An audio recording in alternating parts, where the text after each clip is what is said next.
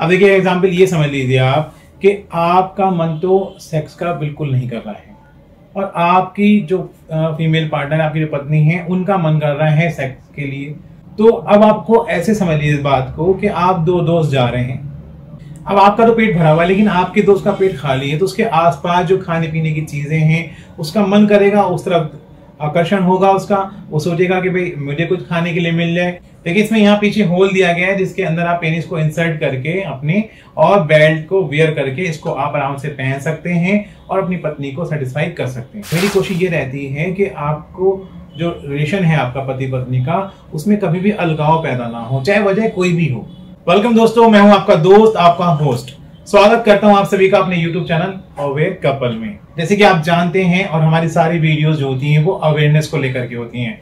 हम कोशिश करते हैं कि हर वीडियो के अंदर कोई एक नया टॉपिक लाएं और इसमें आपको अवेयर करते हैं।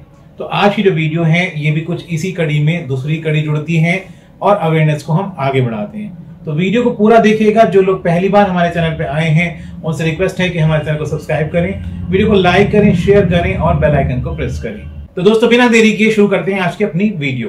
दोस्तों, औरत को कुदरत ने एक तोहफा दिया है, एक गिफ्ट दिया है कि उसकी जो सेक्सुअल डिजायर है वो मेल की तुलना में ज्यादा होती है और लंबे समय तक जो फीमेल्स हैं उनकी सेक्सुअल डिजायर बनी रहती है। अब आप सोच रहे होंगे कि ज्यादा सेक्सुअल डिजायर से क्या मतलब है। देखिए सेक्सुअल डिजायर से यहाँ पे मतलब ये है कि जो फीमेल का रिफ्रैक्टिव पीरियड होता है वो मेल की तुलना में बहुत कम होता है। अब आप पूछेंगे कि रिफ्रैक्टिव पीरियड क्या होता है। अब मैं आपको बताऊंगा रिफ्रैक्टिव पीरियड के बारे में। गाइस, जब मेल या फीमेल एजुकेट हो जाते हैं, उनको ऑर्गेज्म अचीव हो जाता है और फिर दोबारा से जब सेक्सुअल डिजायर है वो दोबारा से उत्पन्न होती है, तो जो बीच का पीरियड होता है इसको कहते हैं रिफ्रैक्टिव पीरियड कहते हैं इसको।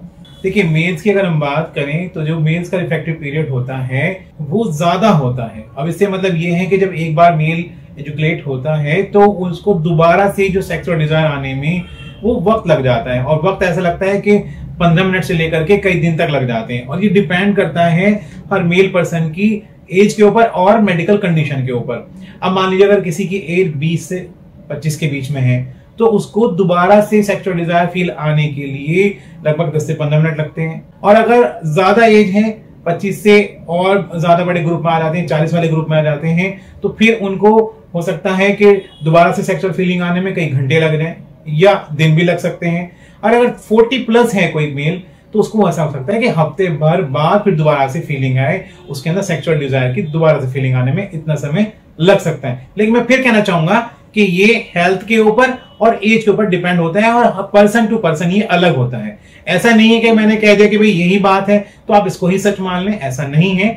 ये भी हो सकता है बहुत से मेल्स को कि उनके अंदर जो सेक्सुअल डिजायर की फीलिंग है वो 10 मिनट बाद दोबारा से आ जाए, भले वो किसी भी एज ग्रुप के हों, ऐसा भी होता है। अब हम यहाँ फीमेल की बात करें तो जो उनका रिफ्रैक्टिव पीरियड है वो इतना कम होता है कि एक बार एजुकेट होने के बाद या ऑर्गेज्म मिलने के बाद दोबारा से फिर तभी के तभी उनके अंदर सेक्सुअल डिजायर उत्पन्न हो जाती है, फीलिंग दोबारा से बनने लगती हैं। या फिर ऐसा भी होता है कि उनका जो सेक्स है वो इंटरप्ट ही नहीं होता है और रेगुलर उनके अंदर सेक्सुअल डिजायर बनी रहती है।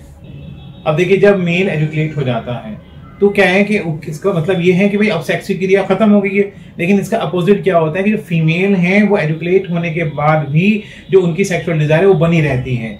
यानी कि इसका मतलब ये है कि एक बार के इंटरकोर्स में एक जो फीमेल है वो 3 से 4 बार एजुकेट हो सकती है। और दोस्तों कुछ सर्वे के अंदर ये भी पाया गया है कि ये संख्या जो है जिसको मैंने आपको 3 से 4 कहा है ये 10 से 12 भी हो सकती है। अब आप ये मान लीजिए कि जो वीडियो आप देख रहे हैं, मैं कहूंगा कि आप मेल हैं और अगर आप ये समझें कि आप एजुकेट हो जाते हैं, सेक्स की क्रिया के दौरान आप एजुकेट हो जाते हैं और आपकी जो फीमेल पार्टनर है वो एजुकेट भी हो गई हैं, लेकिन उनके अंदर जो रिफ्रैक्टिव पीरियड है वो कम है, इसकी वजह से उनके अंदर दोबारा से डिजायर उत्पन्न हो जाती है और आपका जो रिफ्रैक्टिव पीरियड है वो ज्यादा है, इसलिए आपको दोबारा से सेक्सुअल डिजायर की फीलिंग आने में 10 से 15 मिनट लग सकते हैं।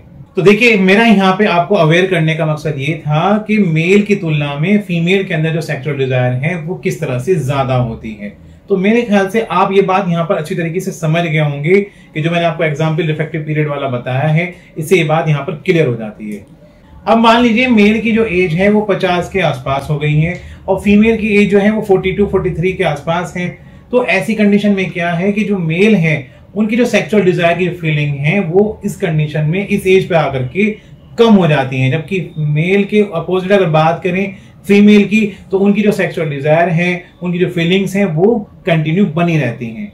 अब देखिए एग्जांपल ये समझ लीजिए आप कि आपका मन तो सेक्स का बिल्कुल नहीं कर रहा है और आपकी जो फीमेल पार्टनर, आपकी जो पत्नी है, उनका मन कर रहा है सेक्स के लिए। तो अब आपको ऐसे समझ लीजिए इस बात को कि आप दो दोस्त जा रहे हैं।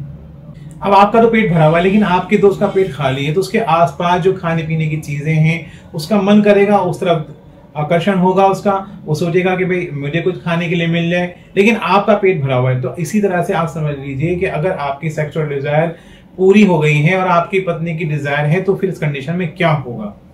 देखिए कहने का मतलब ये नहीं है कि हम कुछ ब्लेम कर रहे हैं, कुछ बात कह रहे हैं। कहने का मतलब ये है कि अगर आप अपोजिट कर लीजिए इस बात को कि अगर आपका मन कर रहा है खाने का, तो आपके दिल में तो ख्याल आएगा ना कि भाई मुझे कुछ खाने पीने के लिए मिल जाए, आप अपने मन को तो सेटिस्फाई करेंगे ना। तो सेम वही बात यहाँ पे भी अप्लाई होती है। अब देखिए इसमें केस में होता क्या है कि जो मर्द हैं वो अपनी पत्नी की जो डिजायर को है वो बहुत हल्के में लेते हैं, जो कि ये गलत बात है। गलत इस तरह से है, क्या समझ लीजिए कि हमें अपने पार्टनर की जो ख्वाहिशें हैं, जो उनकी तमन्नाएं हैं, उनका हमें ख्याल रखना चाहिए और हमें समझना चाहिए उनकी फीलिंग को। अब ये नहीं कि वो सेक्सुअल डिजायर की ही बात हो रही है, और भी बहुत सारी चीजों की ख्वाहिशें होती हैं। तो आपका ये दायित्व बनता है, आपका ये फर्ज बनता है कि आप अपनी पत्नी की हर छोटी छोटी और बड़ी बड़ी खुशियों का ख्याल रखें। देखिए दोस्तों, यहाँ मैं एक बात कहूंगा, थोड़ी कड़वी बात होगी, हो सकता है आपको बुरी लगे, लेकिन कहना जरूरी है। देखिए एक ये सर्वे में पाया गया है कि जितना जो मेल हैं अपनी फीमेल पार्टनर यानी कि पत्नी को जितना इग्नोर करते हैं, उनके डिजायर को जितना वो इग्नोरेंस से देखते हैं, उतने ही जो उनकी पत्नी है इतने ही उनके कदम बहकने के चांसेस बढ़ जाते हैं। देखिए क्योंकि हम सब इंसान हैं और इंसान से कभी कभी गलती भी हो जाती है। तो दोस्तों क्योंकि आप समझदार हैं और आप मेरी बात का इशारा अच्छी तरह से समझ गए होंगे, अब देखिए आपके दिमाग में बात आएगी कि अगर किसी की एज बढ़ रही है या फिर किसी बीमारी की वजह से इरेक्शन नहीं आ रहा है या किसी दवाई का कोई साइड इफेक्ट है, इरेक्टाइल डिसफंक्शन की प्रॉब्लम हो रही है, तो ऐसी कंडीशन में क्या रोज रोज तो जो दवाएं हैं उनका सहारा तो नहीं लिया जाएगा। क्योंकि आप लंबे समय तक अगर दवाओं का सहारा लेंगे, अंग्रेजी दवाओं का, तो हो सकता है कि आपको उसका नुकसान भी मिले। देखिए नुकसान के तौर पे ये है कि हार्ट अटैक भी हो सकता है, किडनी लीवर का फेलियर भी हो सकता है। जो सेक्सुअल डिजायर बढ़ाने वाली जो अंग्रेजी दवाएं होती हैं उनसे ऐसे साइड इफेक्ट हो सकते हैं। तो देखिए इसी के सॉल्यूशन के लिए मैं आपको एक चीज बताने जा रहा हूं कि अगर आपका मन नहीं कर रहा, आपके अंदर डिजायर नहीं है, सेक्सुअल डिजायर नहीं है, या फिर आपके पेनिस में इरेक्शन नहीं आ रहा है, आपकी इच्छा भी नहीं हो रही है, तो ऐसी कंडीशन में आप क्या करें। और आपको ये है कि साथ में अपनी पत्नी को भी खुश रखना है, तो ऐसी कंडीशन में आप क्या करेंगे, और कोई ऐसी चीज आपको मिल जाए जिसका कोई साइड इफेक्ट भी नहीं हो। तो यही चीज मैं आपको बताने जा रहा हूं आज, जो आपको बिना किसी नुकसान के फायदा पहुंचाएगी और आप अपने दाम्पत्य जीवन को सुख में व्यतीत करेंगे।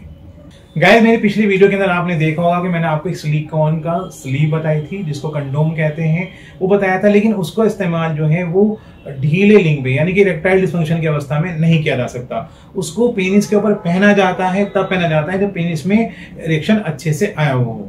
गाइस आज की इस वीडियो के अंदर मैं आपको एक ऐसे सिलिकॉन कंडोम के बारे में बताऊंगा जो ऑलवेज ऑन। ऑलवेज ऑन का मतलब यहाँ पे ये है कि ये हमेशा हार्ड ही रहता है। मान लीजिए कि आपके पेनिस के अंदर इरेक्शन नहीं आ रही है और आपके अंदर फीलिंग भी नहीं आ रही है, तो आप इसको इजीली अपने पेनिस के ऊपर पहन करके बेल्ट के जरिए से, बेल्ट की हेल्प से उसको पहन करके आप अपनी पत्नी को संतुष्ट कर सकते हैं। तो गाइस ये है वो बेल्ट वाला जो स्लीव्स है जिसको कॉन्डोम कहते हैं, ये है वो बेल्ट वाला कॉन्डोम। इसके अंदर देखिए कि ये जो अगला ये पूरा है, ये बनावट इसकी बात करेंगे डिजाइन की, तो बिल्कुल पेनिस की शेप इसकी दी गई है और इसमें बेल्ट दी गई जो कि काफी प्रीमियम क्वालिटी की है। इसका खुद का डिजाइन भी काफी प्रीमियम है, सिलिकॉन का बना हुआ है, एक्चुअल पेनिस वाली ये फील कराता है। साथ में इसमें वाइब्रेटर भी दिया गया जिसको थोड़ा सा कम ज्यादा भी किया जा सकता है, ऑन ऑफ के साथ साथ इसको आप वाइब्रेशन की जो स्पीड है उसको भी घटा और बढ़ा सकते हैं। देखिए इसमें यहाँ पीछे होल दिया गया है जिसके अंदर आप पेनिस को इंसर्ट करके अपने और बेल्ट को वियर करके इसको आप आराम से पहन सकते हैं और अपनी पत्नी को सेटिस्फाई कर सकते हैं।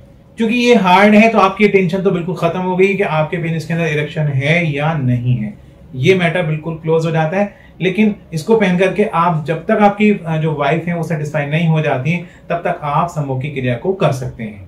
अब देखिए बार बार आप सोच रहे होंगे कि मैं हार्ड लफ्ज का इस्तेमाल कर रहा हूँ, तो देखिए हार्ड का मतलब ये नहीं है कि बहुत ज्यादा ऐसा है कि ये वेजाइना के अंदर जाकर के कुछ नुकसान पहुंचाएगा, नहीं, ये पेनिस की तरह से हार्ड है। पेनिस के अंदर जब इरेक्शन आता है पूरी तरीके से तो पेनिस में हार्डनेस आती है, उसी तरह से ये भी हार्ड है। और इसे आप पहन करके आराम से जो संभोग की क्रिया वो कर सकते हैं, क्योंकि ये सिलिकॉन का बना हुआ है, हल्का है, पहनने में आसान है और बिल्कुल स्किन जैसी फील कराता है। अब सवाल यहाँ पे ये आता है कि जो आपकी फीमेल पार्टनर यानी कि जो आपकी पत्नी है, क्या उनको रियल पेनिस की फील आएगी? तो हाँ, बिल्कुल आएगी, क्योंकि ये जो कंडोम है ये सिलिकॉन का बना हुआ है जो बिल्कुल स्किन जैसा फील कराता है। अब बात आती है कि इसकी लेंथ कितनी है। तो गाइस, इसकी जो लेंथ है वो 7 इंच है, और अगर गिर्द की बात करें तो गिर्द भी इसकी अच्छी खासी है, यानी कि लेंथ और गिर्द दोनों में ये अच्छा है। एक बिल्कुल नेचुरल पेनिस की तरह से है, जो कि पेनिस इरेक्शन आने के बाद होता है, उसी कंडीशन में ये इसको बनाया गया है। अब बात करेंगे कि इसको इस्तेमाल करने का तरीका क्या है। तो गाइस, इसका इस्तेमाल करने का तरीका ये है कि आपको इसको तभी पहनना होता है जब आपके पेनिस में इरेक्शन नहीं है। तो आप इसको उसी कंडीशन में पहन लेंगे और बेल्ट से इसको आप आराम से रोक लेंगे, कवर कर लेंगे, बेल्ट इसको रोक लेगी, क्योंकि ये बेल्ट इस तरह से आ जाएगी। यहाँ से ये जो बेल्ट है आपकी, इसमें छोटा बड़ा करने का भी इसमें ऑप्शन दिया गया है, और ये हिस्सा आपकी कमर पर आ जाएगा। इस तरह से ये आप इसको पहन सकेंगे। लेकिन मैं एक बार फिर बता रहा हूँ ये बात कि आपको इसको ढीले लिंग पर ही पहनना है। और गाइस, इसकी खासियत ये है कि ये वॉशेबल है, रीयूजेबल है, और मैं तो ये कहूंगा कि ये काफी समय तक चल सकता है। 1-2 साल तक आप इसको आराम से यूज कर सकते हैं, क्योंकि ये ड्यूरेबल है। गाइस, इसके अंदर यहाँ पे आगे वाइब्रेटर लगाया गया है, जिसको यहाँ से कंट्रोल किया जा सकता है, स्पीड को घटाया बढ़ाया जा सकता है। ये डिपेंड करता है आपके यूज के ऊपर। अगर आप चाहें तो वाइब्रेटर को इस्तेमाल करें, और आप नहीं करना चाहते तो आप इसको इस्तेमाल ना करें। अब मैं देखिए बहुत कम लफ्जों में अपनी बात को समराइज करता हूँ। देखिए, सबसे पहली बात तो ये है कि ये उन लोगों के लिए है जिनके पेनिस के अंदर इरेक्शन बहुत कम आता है, या ये कहें कि बिल्कुल इरेक्शन नहीं आता है, और तनाव ना आने की कोई भी वजह हो, ये एक अलग बात है। दूसरा, ये उन लोगों के लिए है कि मान लीजिए आप ऑफिस से आए हैं, कहीं काम से लौट करके आए हैं, और आपका बिल्कुल मन नहीं है, आपके अंदर डिजायर नहीं है, बिल्कुल सेक्सुअल डिजायर बिल्कुल नहीं है, और आपने ये भाप लिया है कि आपकी जो वाइफ है, आपकी जो पत्नी है, उनका मन है, उनकी डिजायर है। तो ऐसी कंडीशन में आप क्या करेंगे? आप ऐसी कंडीशन में इसको वियर करके अपनी पत्नी को सेटिस्फाई कर सकते हैं। तीसरा, ये उन लोगों के लिए है जो हेल्दी हैं, ठीक है, उनके अंदर सेक्सुअल डिजायर भी है, सब कुछ ठीक है, लेकिन फिर भी वो कुछ एक्स्ट्रा रोमांच चाहते हैं अपनी लाइफ के अंदर, तो वो इसको इस्तेमाल कर सकते हैं। चौथा, वो फीमेल जो समलैंगिक है वो भी इसका इस्तेमाल कर सकती हैं। तो गाइज, मेरी जो आज की वीडियो थी, वीडियो का जो सारांश है वो आप समझ गए होंगे, क्या समरी क्या है। कि मेरी कोशिश ये रहती है कि आपको जो रिलेशन है आपका पति पत्नी का, उसमें कभी भी अलगाव पैदा ना हो, चाहे वजह कोई भी हो।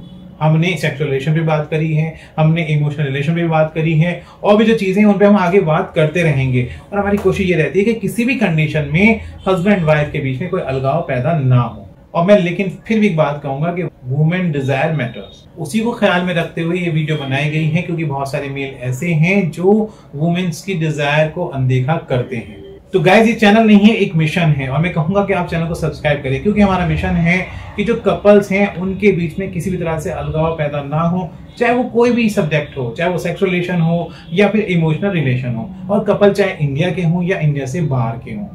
तो इसलिए आप लोग अवेयर रहिए, और हम नई नई वीडियोस अवेयर की लेकर के आते रहेंगे, आपको अवेयर करते रहेंगे। इसके लिए जरूरी है कि आप हमारे चैनल को सब्सक्राइब करें, वीडियो को लाइक करें, शेयर करें, बेल आइकन को प्रेस करें, और हाँ, कमेंट बॉक्स में जाकर के आप कमेंट जरूर करिए कि आपकी कोई परेशानी है, कोई प्रॉब्लम है, कुछ भी हो जिसको आप चाहते हैं, कि जिससे आप चाहते हैं कि भाई और लोग भी अवेयर हो। तो हमारी कोशिश ये रहेगी कि उस टॉपिक के ऊपर हम पढ़ें, रिसर्च करें और अच्छे से आपको जानकारी प्रदान करें।